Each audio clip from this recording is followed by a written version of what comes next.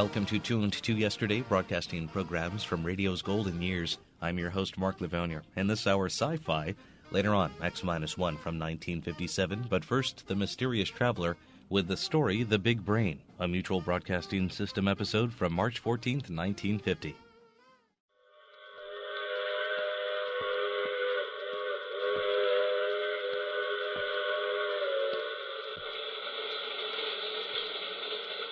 The Mutual Broadcasting System presents The Mysterious Traveler, written, produced, and directed by Robert A. Arthur and David Cogan, and starring tonight two of radio's foremost personalities, Leon Janney and Marilyn Erskine, in The Big Brain.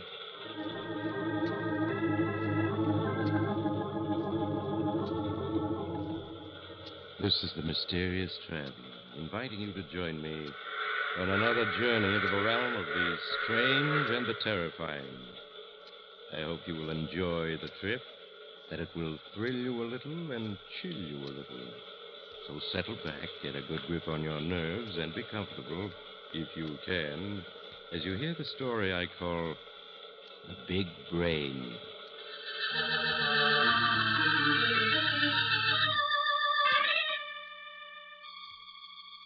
My story begins in one of the manufacturing plants of the Worldwide Business Machines Corporation. In one wing of the plant is housed the huge laboratories of the company, where newly designed and experimental calculating machines are built and tested. It is evening, and the vast laboratory with its long rows of intricate-looking machines is deserted, except for a young university professor, Lester DeWitt. Tall, lanky, and in his early 30s, DeWitt stands before a massive machine that dwarfs all others in the laboratory. Swiftly, efficiently, he presses tabulating keys on the control board, oblivious of all else. 3.521 to the 8th digit. 74.3 to the 3rd digit. 74.56 to the 4th digit. Is that you, Professor DeWitt? Yes, Pop, I'm at the Big Brain. 6.527 to the 4th digit. I brought your visitor, Professor. Visitor? Julia. Well, I'm glad to see that you at least remember my name. Of course, Professor, I'm not supposed to allow anyone in here but our engineers and university people like yourself. But I figured seeing you and hers engaged. Thanks, Pop. That's all right. Joy seeing young people get together. Oh, Julia, I'm terribly sorry. I forgot completely. Were you waiting long? Only a half hour. By then I realized I'd been stood up. Oh, well, honestly, Julia, I had no idea it was so late. I decided to run a test at 5:30 and be finished by 6:30 at the latest. And If you could only see your face. Well, then you aren't angry with me. No, I'm not angry. I'll just have to accept you for what you are, an absent-minded professor. Well, so this is my arrival. I've never seen such a huge machine. It weighs over 50 tons. 50 tons? That's right. The staff here at the plant calls it the Big Brain. It's the only one of its kind in the world, Julia. Lester, those thousands of keys, levers, do you know what each one of them is for? Oh, yes, of course. Oh, look at it. Do you realize that the Big Brain can calculate elliptical integrals? Was that good? Good. Why, human mind has never been able to solve elliptical integrals. There have been no methods of solution, but this machine can. Oh. The Big Brain, Julia, can solve in a few seconds a problem that would take a scientist a lifetime to work out.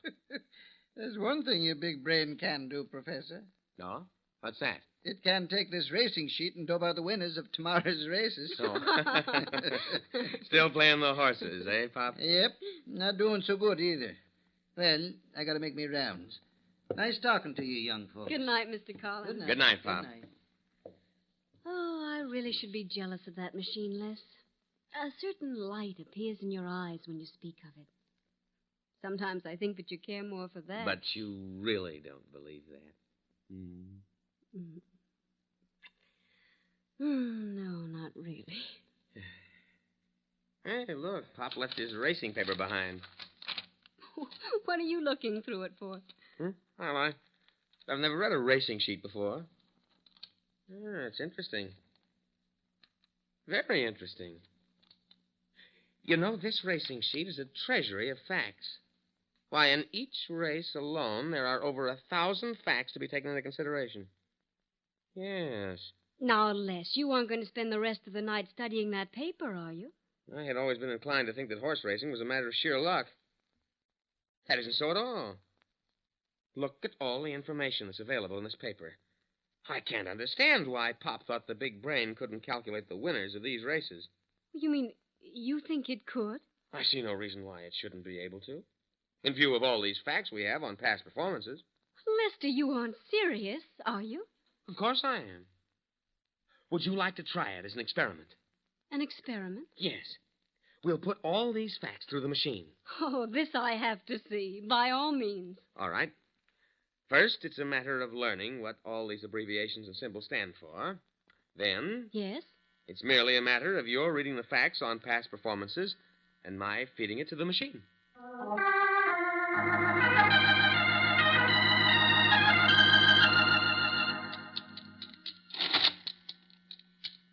Going away, $9.50.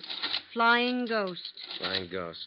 October 5th, 1949. October 5th, 1949. Belmont Park, 3-year-olds and up, claiming $5,000, a mile and an eighth, 120 pounds, 120 pounds. Jockey Riker, track fast, Right. post position fourth, Fourth.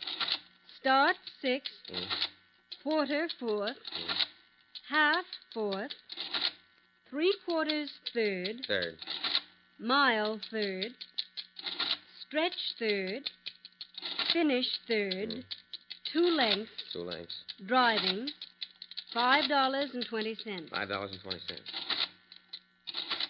Oh, that does it. 8 races. Now that you've given all the facts to the machine, what's next? I pull this lever, and the calculator goes to work. Good Lord. How long does it take? It's just a matter of seconds. I mean, do you really think it'll work? Work? Of course. Unless the machine breaks down. And as you can see, it's working perfectly. There. The solution has been attained. Well, where is it? I merely have to pull this lever, and it will be printed on a sheet of paper and ejected at this point here. Watch. There. Let me see it. First race winner, Yet a Deer. Place, Speeding Folly. Show, Quaker Girl. And it has the results of the other races as well. Naturally. And these horses are the winners? Oh, yes, no question of that. Tomorrow night we'll buy an evening paper with the racing results, and you'll see for yourself. Les, Yes? if you're so sure that these are the winners, why not make a small bet on the first race? A small bet. Yes. Bet $2 to win on Yet a Deer in the first race. Then if Yet a Deer wins, as you say she will, put all the winnings on the second race, then the third, fourth, fifth. But I couldn't do that. Why not? Well, it wouldn't be ethical. I'm here from the university as a guest of this company. Oh, now, Les, stop being stuffy. We've been saving for a year now to get married. If the machine is right, we can win enough money to buy all our furniture. Who knows? Maybe even a house. Oh, I'm sorry, Julia, but I'm afraid I couldn't. Oh, why are you so stubborn? Who could it possibly harm? And think of what it would mean to us. Well, yes, I know. Please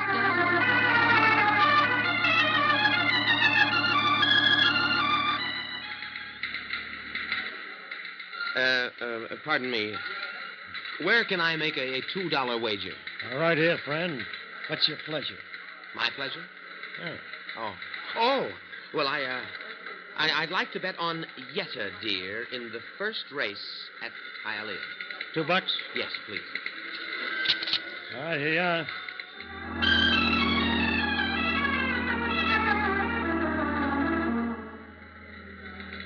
Yet a Deer paid $6.20. Here you are. Thank you.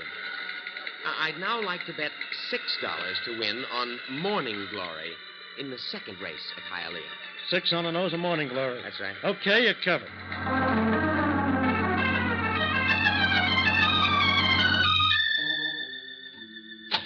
All right, here he is, boss. Come in, Professor DeWitt. Come in. I'm Victor King. Oh. How do you know who I am? It's my business to know the names of the people who patronize my establishments. All right, Steve, that'll be all. Okay, boss. I'll be outside. Wait. Well, I understand, Professor, that you selected the winners of 8 straight races. And that I owe you $24,250. Yes, that's right. You'll find that I'm a businessman who pays off promptly. $1,000 bills be all right? Yes. Yes, of course. Tell me, 8 winners. What do you attribute it to? Oh, just luck. Luck, eh? Here you are. $24,250. What's wrong? Lose something? My wallet. I can't seem to find it. Oh, yes. Your wallet. I have it here. Must have dropped it a little while ago in the racing room. One of my men found it and turned it over to me. Naturally, I had to go through it to find out who the owner was. Yes, I suppose so. Besides $17, there are a number of things in it. Driver's license, a state university faculty card, a pass for admittance to the technical laboratory of worldwide business machines, and this sheet of paper. Oh, yes. That. Very interesting, Professor. Has listed a selection of win, place, and shows for today's 8 races at Hialeah. Strangely enough, every horse in this list came in exactly as selected. How'd you explain that, Professor? I don't have to explain it. Now, if you'll be so good as to return my wallet and everything that was in it... I'm sorry, Professor, but I'm afraid you'll have to play ball. Whether you want to or not. What do you mean? Sit down, Professor, and I'll tell you. Sit down, Professor. Yes. That's it. Now we can really get down to business.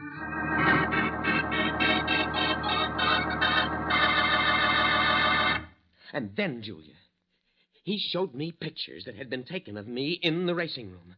6 of them. All showing me making bets. Oh, no. Yes.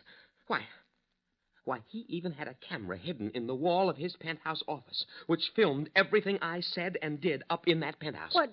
He was just laying a trap for you. Yes, he certainly was. But you didn't tell him how you'd gotten the winners of the races today? No, but I think he suspects. He found my wallet, and in it the pass to the laboratory of worldwide business machines. And he saw the sheet with the names of the winners printed on it. And he demands that you give him the winners of every day's races? Yes. It's blackmail. Pure and simple. He has all the evidence he needs. But, Lester, if you were to go to the university officials, the president of Worldwide Business Machines... It would be the end of my academic career. You know how the university is about such things. They'd regard my use of the big brain as dishonesty. Worse. Oh, it's all my fault. All my fault. It was I who made you bet on those horses. Oh, no. Nonsense, darling. If I really hadn't wanted to, you couldn't have made me. But, Lester, what are you going to do? What can I do? I've got to supply King with the winners. If I don't, he'll expose me. Ruin my career.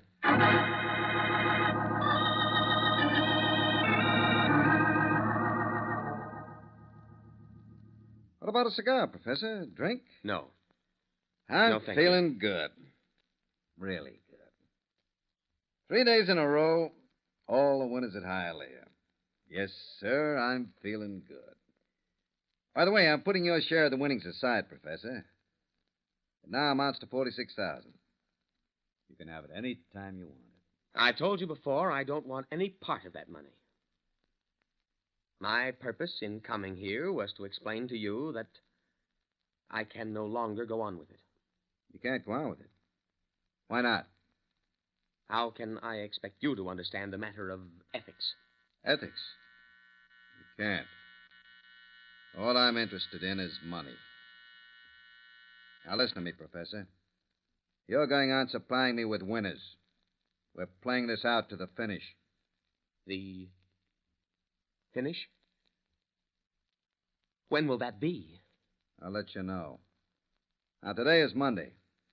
I'm figuring on flying out to Santa Anita in a few days for the big handicap on Saturday. I want you to dope out the winners as soon as possible. I'm figuring on making a real killing at the track. I won't do it. Now, Professor, we don't have to go over that again, do we? Yeah, I see we do. Okay, Professor. I'll put it on the line. Straight, no trimmings. Sit down. This may take a little time.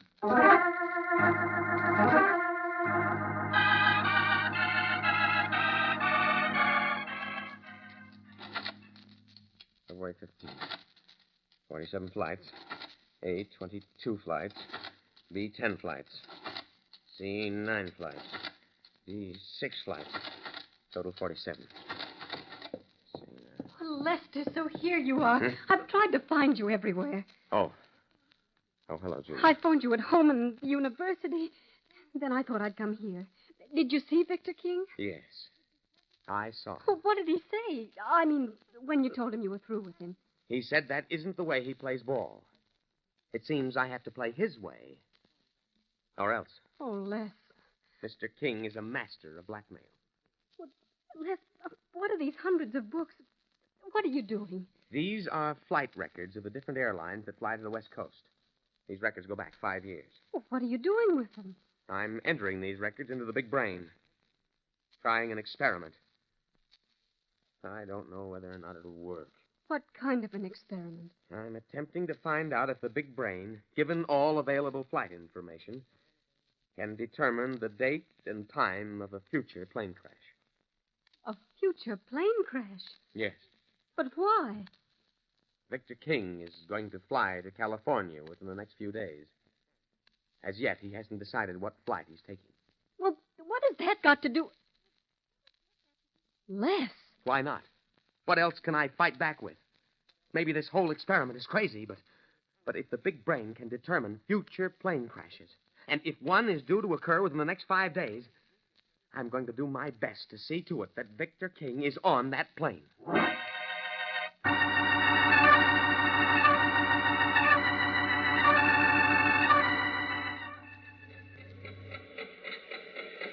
Les, what you're doing is insane. Maybe. Time will tell. You must listen to me. You've got to go to the university officials and make a clean breast of things. I'm sure that they'll... There. The solution has been attained. Let me see it. Flight 106, Universal Airlines, 4:30 p.m. New York to Los Angeles. Crash 6:31 near Canton, Ohio, February 24th. February 24th. That's this Friday. And King wants to be in California Saturday for the races. Lester, this information, it can't be right, can it? It's the law of averages, Julia. Scientists, given all the facts, can work out an approximation of accidents. The big brain has the ability to pinpoint facts, calculate them to a degree beyond the human mind, and reach a definite conclusion. You mean there's no question about it? Flight 106 will crash February 24th. The big brain hasn't been wrong as yet. Though there's always a first time, of course. But, Les, if there's a possibility of that plane crashing, we've got to go to the airline and warn them. If I went to them and told them, gentlemen, I believe that Flight 106 on February 24th is going to crash, what do you think they would say? They'd have me placed under mental observation. But, Les, if that plane crashes, killing innocent people, you'd never forgive yourself. What's going to be, will be. I can't prevent that which is ordained to happen. And you're going to try to see to it that Victor King is on Flight 106. Yes. Come what may, I've got to make sure he's on that flight.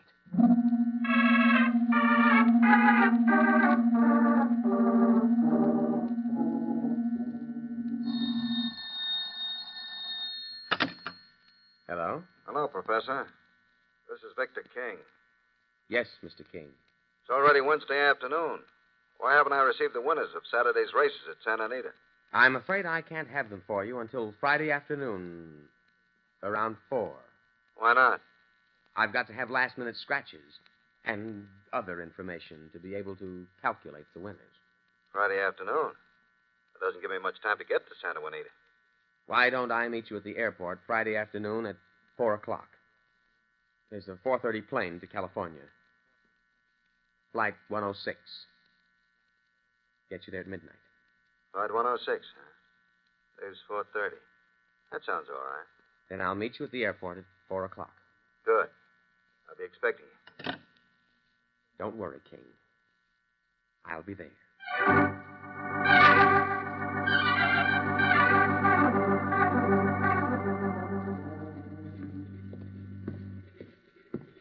There's the gate for flight 106 straight ahead. Lester, I wish you wouldn't go through with it. Won't you please go to the airline? Tell them that there's a chance 106 may crash. I told you, Julia, they'd only think I was insane. Now be quiet. There's King standing at the gate with his bodyguard. Well, Professor. Cutting it rather fine, aren't you? It's already 4:25. The plane's ready to leave. I was delayed by traffic. Here's the list of winners for tomorrow's races. Good. Walk me to the plane. I want to talk to you. All right. Hey. Big race tomorrow. Citation isn't the winner? That's right. Oh, this is perfect. Perfect. All the big money will be on Citation. Will we clean up? All passengers, please get aboard. Sure thing, honey. Professor, I've got a little surprise for you and your girlfriend. Surprise? Yes, that's right. Me and Steve here are taking you with us. We're going to show you the time of your life. Yes, sir. But we can't go. I have classes. What are you talking about? This is Friday. We'll have you back by Monday. Now get aboard. But we haven't any clothes. Yes, you have. I brought along clothes for both of you. Everything's been taken care of. You two are going, and we have to carry you, boy. No, I won't go. Look, I'm in a great trouble to fix up this trip, and you're going. Get her on that plane, Steve. But can't you understand? Stop! Put me down! I don't want to go! Les! Tell him to put her down. Come back. Julia. Okay, stewardess, they're going aboard. Tell the pilot we're all set. Let's go.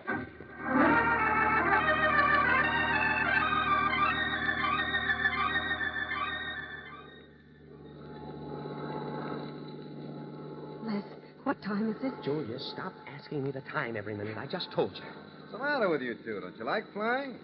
You've been sitting on the edge of your seats ever since we took off. Yeah, you'd think they were going to a funeral instead of California. And the best time they ever had. Les, I can't stand this much longer.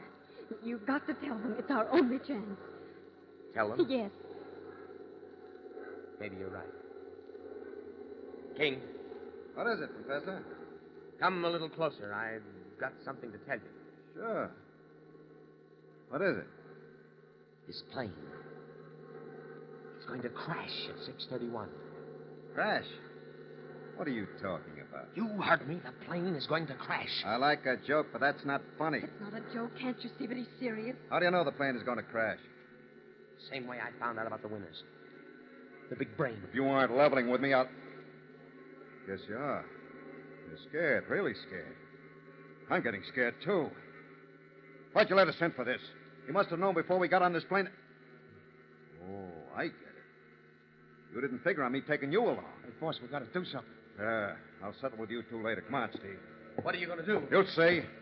Have your gun ready, Steve. I'll make the pilot set us down, but fast. Yeah, sure. Here's where we take over. Well, I'm sorry, sir, but passengers aren't allowed up here. Steve. A gun? Yeah. Now listen, bright boy. You and your little playmate here are going to set this plane down, but fast. What for? Because I say so, and I don't argue. Land this plane. Well, nearest airfield's 20 minutes away, and it can't Shut take... up. Set it down now. This minute. Make an emergency landing. You must be out of your mind. Steve, count to 5. If he doesn't start putting down, give it to the co-pilot. Right. 1, 2, 3, 4. Okay, you're calling it. Pete, give me a reading. Speed 240 mph. Altitude 4,500. As we come over this mountain, there's a large field. We'll try to set down on it. Roger. Don't let us stall, boss. We got to get down. Yeah. Come on. Put this plane down. Mister, if you want to take over, just say the word. Give me a reading, Pete.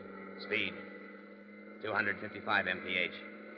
Altitude 2,000 feet. It's getting dark fast. We better circle the field a couple of times. Don't cycle, just land. Pete, give it to the passengers over the PA. Roger. We are now preparing to land. Passengers are asked to remain calm. Please fasten all safety belts. You two guys better go back to your seats, fasten your belts. It's going to be a rough landing. Yeah, if it's all the same to you, we'll stay right here where we can keep an eye on you. Suit yourself. You don't mind if Pete and me strap ourselves in, do you? Cut the chatter and land. Give me a reading, Pete. Speed 230 mph.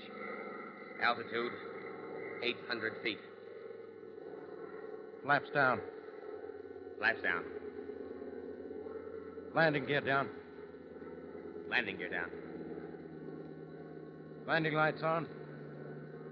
Landing lights on. Reading. Speed. 180 miles. Altitude. 500 feet. Speed. 145. Altitude. 200 feet. Speed. 135. 125. 115. 95. Down. 80. 70. Bob, there's a drainage ditch across the field. Take her up. Too late. Hang on.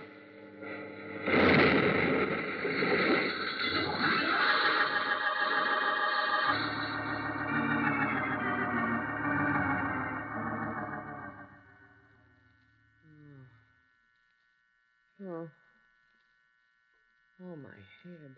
Just lie quietly, Les. Julia. Julia, where am I? You're in a hospital. Huh? You've been unconscious almost 3 hours. Oh.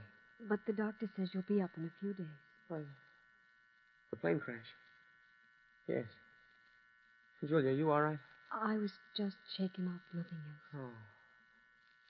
Dr. King. What about him? King and his bodyguard, Steve, were killed. Killed? Yes. When the plane crashed, they were up front without safety belts. Anybody else killed? No, a half dozen were hurt, but they'll all live. So King is dead. Yes. That means we're free, Julia. He was the only one knew about the big brain. The way I was getting those winners. Yes, Les, we're free. Strange. The big brain picked the winners. But it was wrong about the plane crash. Wrong? Yes. After all, the only reason the plane crashed was because King forced the pilot to make an emergency landing. You're overlooking just one fact, Les. What? The plane crashed at 6:31 p.m. The exact moment that the big brain said it would. How do you explain that, Professor?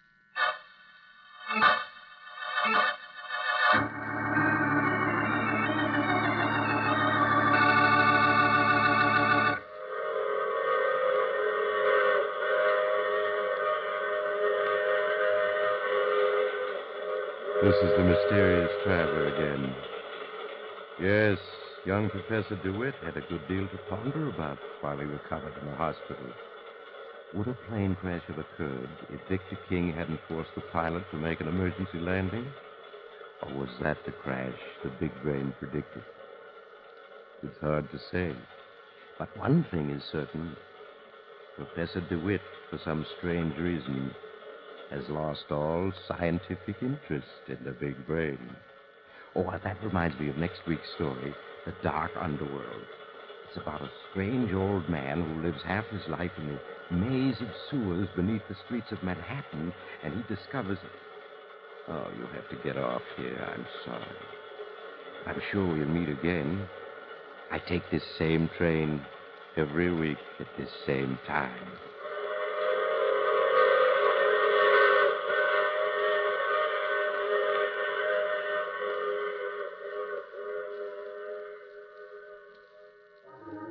You have just heard The Mysterious Traveler, which is played by Maurice Tarplett.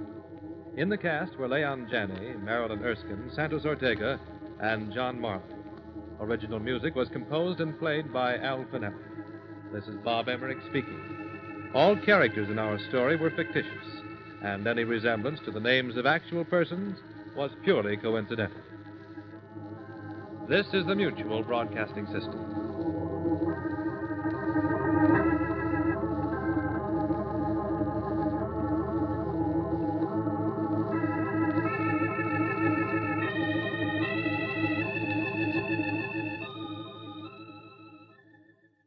The Mysterious Traveler, on Tuned to Yesterday from the 14th of March, 1950 on the Mutual Broadcasting System. Barney Beck behind the sound effects for that episode, not credited too much as many sound effects men weren't during radio's past, but he did have a notable string of performances while working with The Shadow radio show in 1947 and 48. This is an hour of science fiction on Tuned to Yesterday. I'm your host, Mark Lavonier. Now time for X-1 with the story A Wind is Rising, an NBC episode from October 3rd, 1957. Countdown for blast off. X-5, 4, 3, 2, X-1, fire.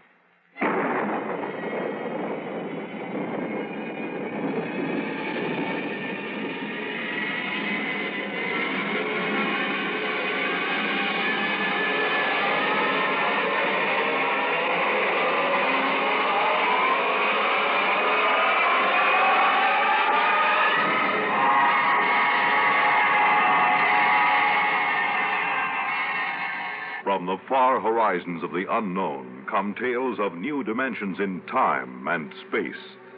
These are stories of the future, adventures in which you'll live in a million, could be years, on 1,000 maybe worlds.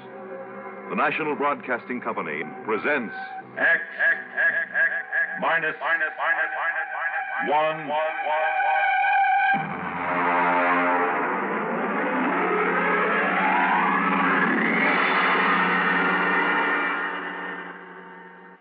A Wind is Rising by Finn O'Donovan. But first, hear this. And now, how's about discussing a few interesting facts about your United States government? Did you know that it is actually possible to become President of the United States without being elected to that office? That's not as difficult as it sounds. All you have to do is hold down a special job in Congress or be a member of the President's cabinet. Of course, you also have to meet the other presidential qualifications of age, birth, and residence. The law which determines the order of presidential succession specifies that the Vice President shall assume the presidency in the event the President dies. Next in order is the Speaker of the House, followed by the President pro tem of the Senate. Then, if for any reason these men are not available, the cabinet members are set up in line to take over the White House duties. First is the Secretary of State, followed by the Secretaries of the Treasury and Defense. Then come the Attorney General, the Postmaster General, and so on down the line through the Secretaries of the Interior, Agriculture, Commerce, and Labor. After the list of cabinet members is exhausted, it would be necessary to have an election. Up to the present time, however, the presidential succession has never gone past the office of Vice President. But you might find it interesting to learn how this phase of your United States government works.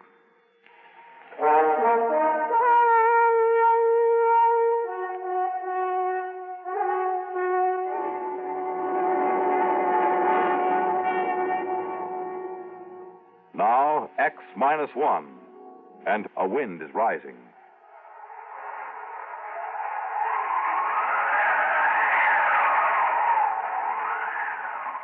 I'd only been on Corella for 8 months.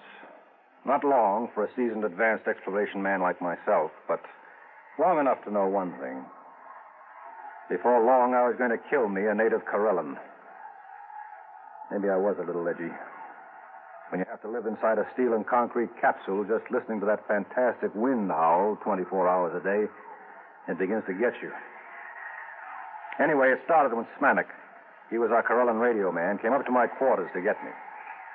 Corellans are a dirty brown and look something like big spiders with 5 hairy tentacles. Yeah? Smanik, Earthman. Well? Other Earthman. Tell Smanik, tell this Earthman, come pretty quick. Okay. You got lump sugar. What for? Smanik, do something favor. Get lump sugar. No, I don't have sugar. Now beat it. Maybe you got dead meat? Smanek like dead meat? No meat. Now get your slimy shape out of here. Clayton. Yeah, what's wrong? Come on down with me. Clayton, I don't think it's good to insult these Corellans. They have no feelings, you know that. They have no emotional nervous setup. Just the same, I don't think it's good. For who? For you. When you insult somebody by your own standards, you hurt yourself, even if the object of your insult is a dead thing. Now, look, Nerishev, I'm an advanced exploration expert. You're an anthropologist. You stick to your stuff, and I'll stick to mine. Sorry. Now, what's the fuss about? The water faucet. What about it? It isn't running. What? I pounded it and put a probe in. It must be blocked out at the storage tank. How could it be blocked out there? I don't know. Maybe the wind rolled a boulder at it. More likely one of those spiders like Smanek was fiddling with it. The natives have been told not to tamper with the water line. They don't like us. They might. I thought you said they were incapable of feeling like or dislike or any emotion. I did. I know they can't feel, but still somehow I get the sensation that they resent us. I'm glad we've only got one of them inside the station. Well, regardless of that, we can't live with our water supply cut off. Oh, listen to that wind. It'll be murder out there. I'll go. It's my turn. You wouldn't know what to do if you got there. It seems quite simple. Now, come to think of it could be a two-man job if there's a boulder. The wind gauge reads 82 miles an hour. Just a light breeze on Corella. Maybe we ought to wait till it drops a little. Let's ask the gink. Why don't we take him along? The gink? He knows the terrain, and like all his kind, he's a fantastic sailor. But they take those woven land boats out in 100-mile winds with no qualms at all. The brute weighs 14 tons, and it has a diesel engine. We don't need any sailors. If we have to use a steadying sail, I can handle it as well as any Spider-Man. Just a suggestion. Well, you stick to anthropology. Open the locks, and we'll get the brute out. I'll need Smanek to close the locks after us. Smanek? Yes, man, call. Clayton and I are going out in the heavy land car. What's the weather going to be like? Wind come up along little more. Not anything to be afraid. You got sugar? No. Here you are, Smanek. Very good sailing today. You got sail on truck. We have a steadying sail made of steel. Woven reeds. More better. A more easy time. We know all about that. Open the lock, Nerishev.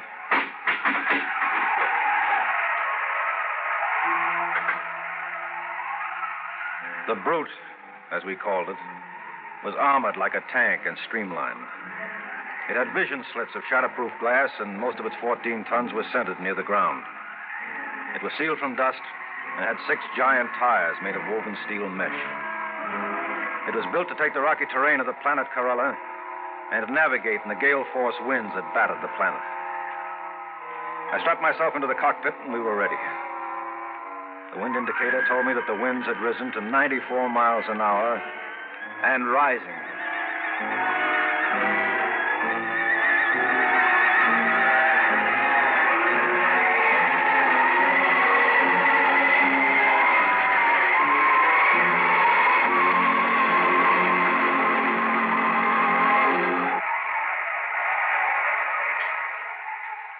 I looked out over the instrument panel. The Corella station had been set down like an overturned bowl on a rocky plain. In order to get to the water storage tank, we had to travel 6 miles. Immediately around the station were our boulder baffles, huge spikes of concrete designed to stop the boulders that the wind rolled off the mountains.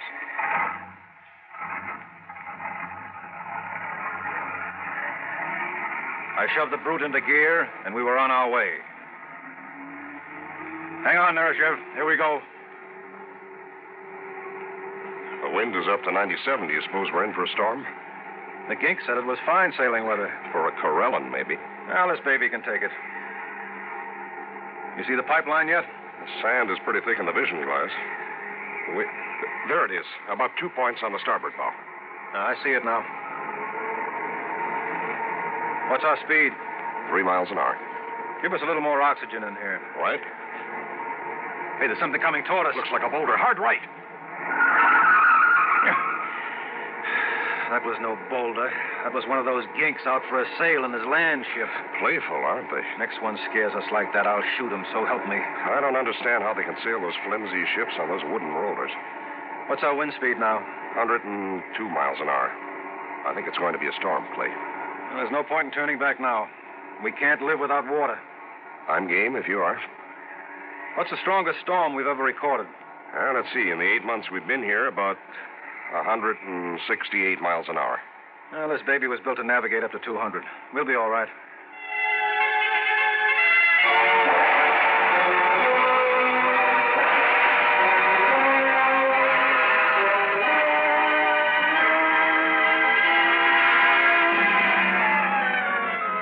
We had had 2 storms on Corella since Earthmen had been there. The first one had almost wiped out the station. That's why the boulder traps were built. The second one had leveled an entire mountain range on the other end of the plain. By the time we reached the water storage tanks, the wind was up to 113 miles an hour.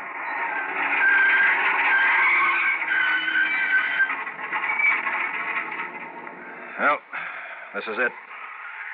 One of us has got to put on an air suit and repair the damage. Means blowing out the line. It's my turn. What do you know about mechanical things? I'll go out.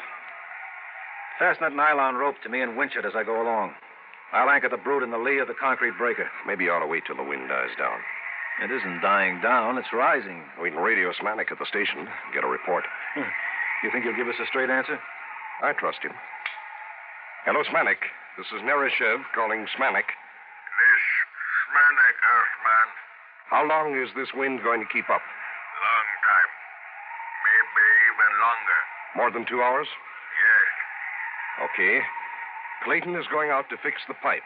We'll be back in an hour if everything holds. Okay. Well, I'm ready. Lock my helmet. Can you hear me? Yes. Okay. Open the chamber. Here I go.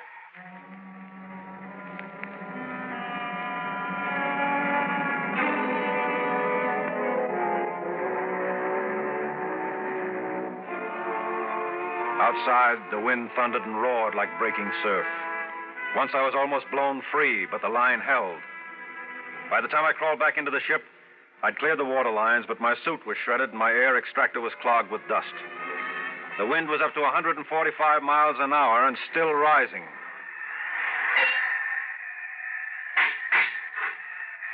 You all right? Yeah. All right, let's get this thing going. It's starting to shiver in the wind. Right.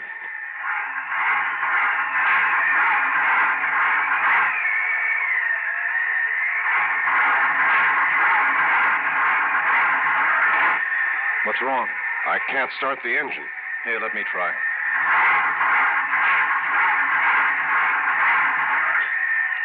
Sand. Sand in the bearings, in the injectors, every place. She'll never start. Good grief. Well, we'll have to sail her back. What? I said we'll have to sail her back. At wind speeds like this? It'll be like sailing a little dinghy across the Atlantic in a gale. Well, what else can we do? We'll put out the auxiliary anchor and ride it out. Oh, no. One good boulder and we'd be goners. Come on, raise the sail. Okay.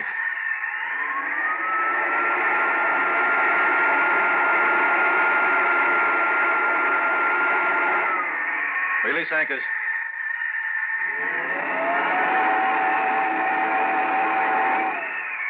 Hang on. Here we go.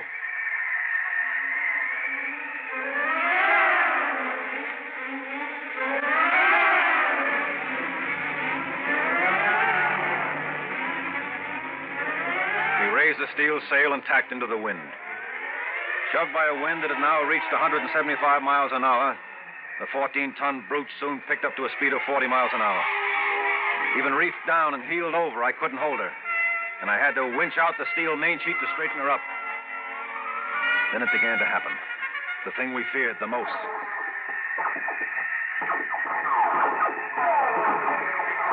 What's that? The wind is tossing rocks at us. Well, as long as we're not capsized, we'll be okay. She's heeling at 45 now. It's no problem. So rock smashed the visor. Put on your oxygen mask. Wait.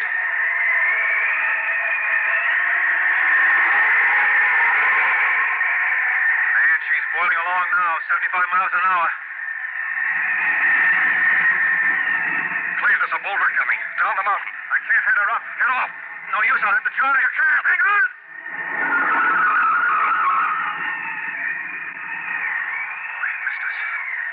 hole is as big as a city block. You're headed for the cliffs. Wait you in the sheet again. We'll head up toward the station.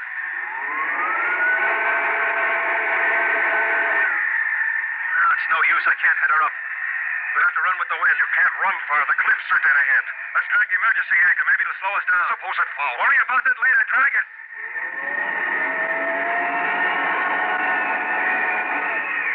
That's better. I may even be able to head her up now. Those cliffs. Holy smoke, look at that. A dozen Corral and land ships sailing toward the station like it was a fine afternoon. They usually keep away from the station. There's no time to worry now.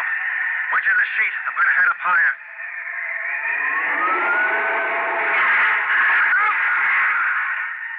What was that? Boulder. Snapped the mast off. Holy mother. We're being blown toward the cliffs. Is that land anchor out? Yes. Oh, pray it'll foul and hold us. Pray. Our Father who art... We're fouled. Yeah. And it's holding. Now if it'll just bite in. I think we're anchored. But listen to those boulders. We won't last 10 minutes anchored here. Move over. Why? I'm going to try the diesel again. I don't know, maybe. It's a long shot, but maybe.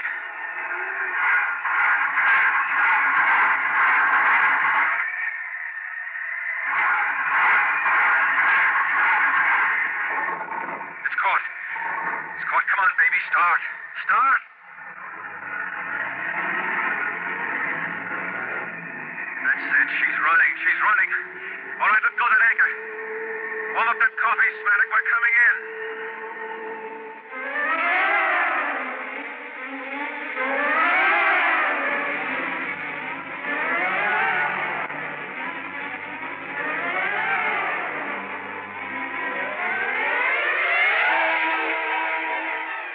Somehow the engine coughed and spit us back to the station. The boulder defense was completely flattened, and one side of the capsule was dented by a huge rock. But otherwise it was still holding. The winds were up to 212 miles an hour at the time. A dozen Corellan land ships were moored by their long vines on the lee side of the station, and more ships were coming in every minute. We slid into the tube and entered the capsule. Welcome, Earthmen. You have nice sail. Shut up, you crummy gink. Earthmen not pleased. You told us the weather would hold. Old Corellan saying, one can predict weather, but not do something about it. Very true. Yeah. We almost died out there. You wouldn't have been planning anything like that, would you? Smanak no understand. No? Well, do you understand this, Clayton? Now get out of here. Get out before I blow your ugly head off with this gun.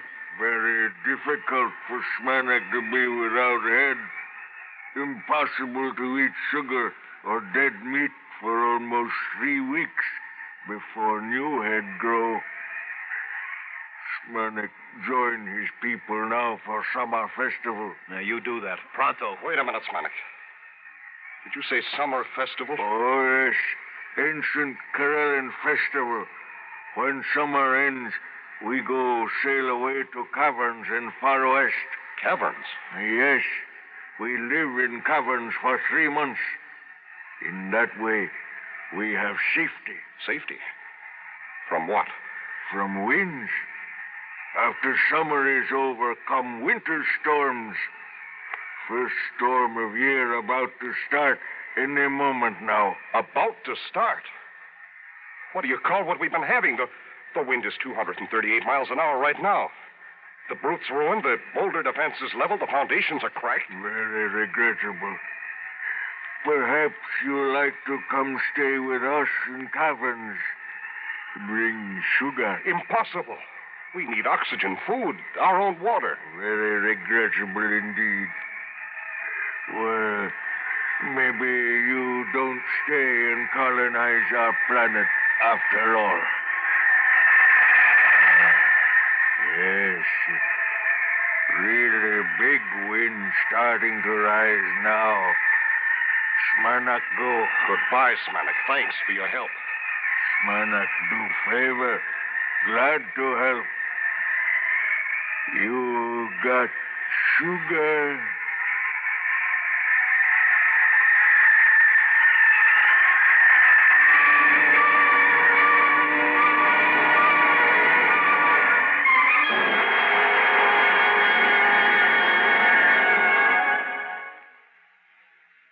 have just heard X-1, presented by the National Broadcasting Company. X-1 has brought you A Wind is Rising, a story written by Finn O'Donovan and adapted for radio by George Lefferts. Featured in our cast were Les Damon as Clayton, Bert Cowlin as Nerishev, and William Griffiths as Smanik. This is Fred Collins. X-1 was directed by George Voutsas and is an NBC Radio Network production.